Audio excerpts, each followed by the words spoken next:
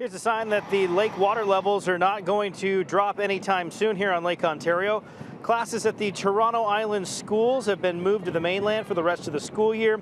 Roughly 240 students will instead be finishing up the school at Nelson Mandela Park Public School on the mainland. Because the road from the ferry to the school itself is washed out under 3 feet of water, we felt it wasn't safe for the kids to transport back and forth over the next little while. And the water continues to rise. So we decided to have the kids congregate at the ferry dock, and we're going to have school buses transport them to Nelson Mandela.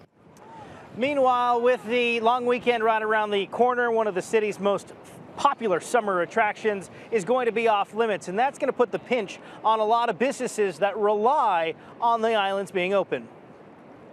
We anticipate that it will be closed to June 30th just because the lake has not finished rising, so we do anticipate it will take at least that time for it to get there.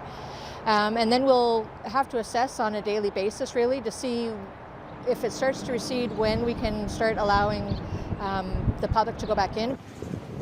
Operators at the Centreville amusement park say they're still hoping to open much earlier than that. Parts of the park are still underwater, but the owner says so far only the train ride has been damaged. There's still no doubt that the park's bottom line has been hurt.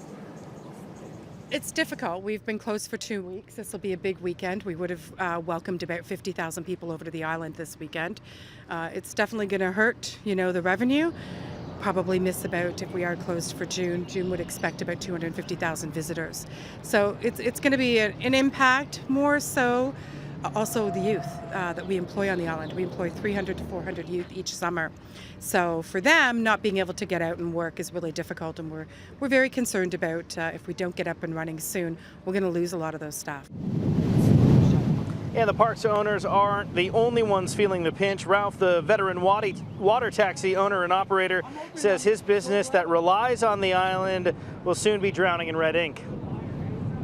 It's really going to take a bite out of the water taxi business in general. Not just my water taxi business, not just other water taxis, but the Toronto Island ferries, all the businesses that are on the harbor front, all the businesses like Centreville, Rectory Cafe, Island Restaurant, Toronto Island Marina, RCYC, IYC, Queen City Yacht Club. We are all affected by this water.